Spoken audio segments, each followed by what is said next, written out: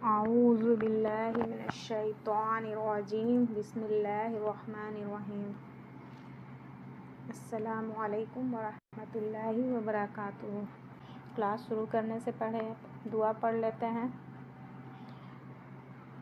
Rabbi इश्रह ली सदरी वयस्सिर ली अमरी वहलुल उक़दतम मिन लिसानी यफ़क़हू क़ौली वजअलनी वज़ीरन मिन अहली रब्बी यस्सिर वला तुअस्सिर वतम्मिम बिल खैर वबिका नस्तईन आमीन या इलाही आमीन। अलिफ बा बा, आप लोग भी पढ़िए। ता ता, सा सा।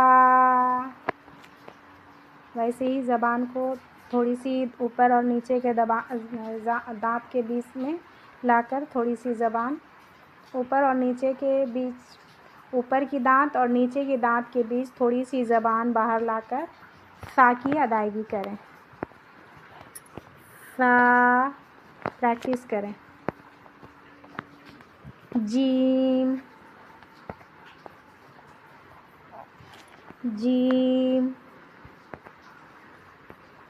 हा हा हुरूफ हल्की है, इसे हलक से ही निकालने की कोशिश करें। हा खा, खा भी हुरूफ हल्की है, इसे भी हलक से निकालने की कोशिश करें। दाल दाल, ज़ाल ज़ाल, रा रा, ज़ा, इस पर ध्यान दें। रा और ज़ा एक ही तरह का होता है, सिर्फ उसमें नुक्ते का फ़र्क होता है। रा में नुक्ता नहीं होता है और ज़ा में नुक्ता होता है। दाल भी उसी तरीके से है, दाल में नुक्ता नहीं है और दाल में नुक्ता है। ठीक है, इसको ध्यान देंगे। ज़ा, सीन सीन, शीन शीन, इसको भी ध्यान दें। इसको कैसे पढ़ेंगे? सीन। और इसे कैसे पढ़ेंगे? शीन।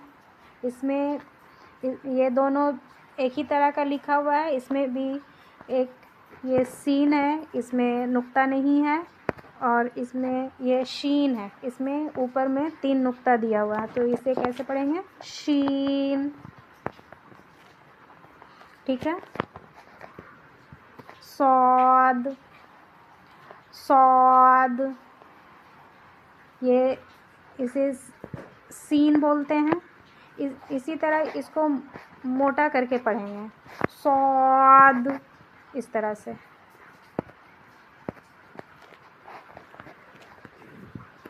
दौद, दौद की अदायगी कैसे होगी? वैसे ही ज़बान को साइड के दांत में लगाकर दौद की अदायगी करें। तो तो, इसको मोटा करके पढ़ेंगे, तो,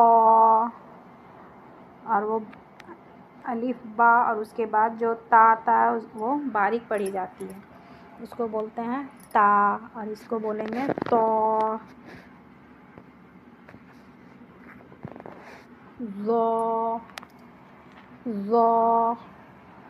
ज़ो भी मोटा पढ़ा जाने वाला हुर्फ है। इसमें जिस तरह से सा ऊपर के दांत और नीचे के दांत के बीच थोड़ी सी ज़बान बाहर लाकर पढ़ते हैं, उसी तरीके से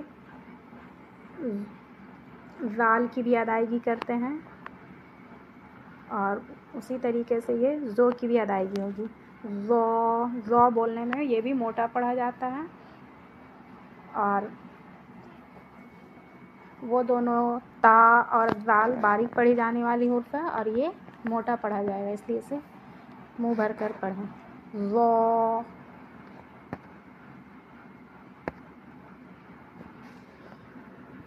आइन, आइन, आइन हुरूफ़ हल्की है और इसे हलक के बीच वाले भाग से आइन की अदायगी होती है। आइन और हा, ये दो हुर्फ हलक के बीच से अदा होती है। आइन,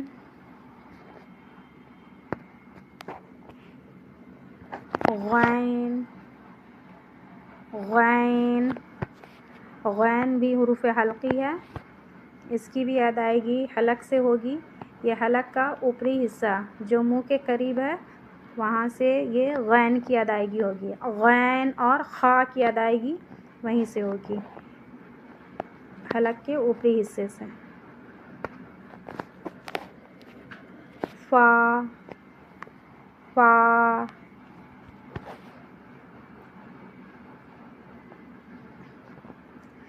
फ़ा दोनों होठों को मिलने से फ़ा की अदायगी होती है।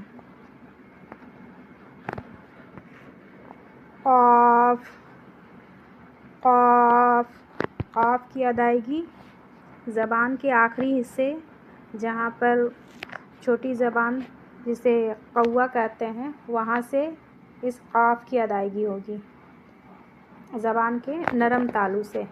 क़ाफ़, आप लोग भी प्रैक्टिस करें, बोलने की कोशिश करें। क़ाफ़, काफ़, ये भी ज़बान के आखिरी हिस्से से इसकी भी अदायगी होगी, लेकिन ये ज़बान का जो सख्त तालू है, नरम तालू से आगे, वहाँ से इस काफ़ की अदायगी होगी। काफ़, लाम, लाम, ये आसान है, आराम से बोल लेंगे। लाम, मीम, मीम, नून, नून, वाव, वाव, ये हा है, इसमें चार तरह का हा दिखाया गया है।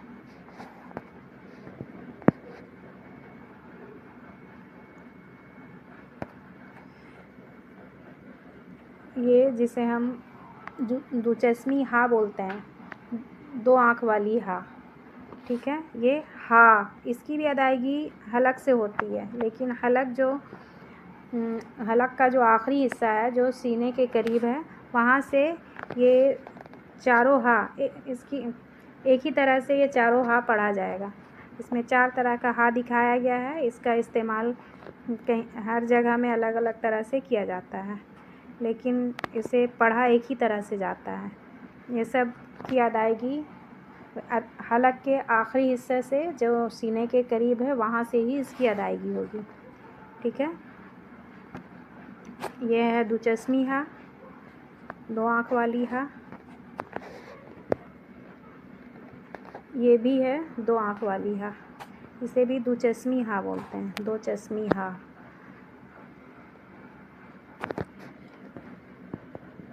इसे गोल हा बोलते हैं।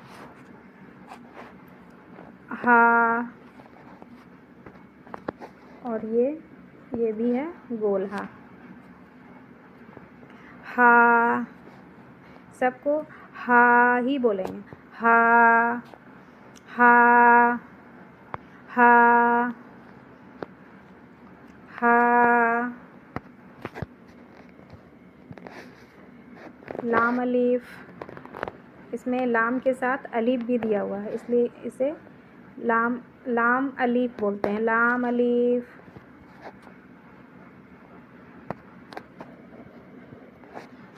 हमज़ा, हमज़ा, इसकी भी अदायगी गले से ही होती है, हुरूफ़ हल्की इसे भी कहा जाता है। इसको हलक का जो आखिरी हिस्सा सीने के करीब है वहाँ से इसकी अदायगी होगी, जहाँ से ये हा की अदायगी होगी वहीं से ये हमज़ा की भी अदायगी होगी। हमज़ा, या, या, या, या। ठीक है, आज के क्लास में इतना ही। अगर मेरा क्लास अच्छा लगा तो इसे सब्सक्राइब करें और शेयर करें और लाइक भी करें, और अच्छा नहीं लगता है तो डिसलाइक भी कर दें।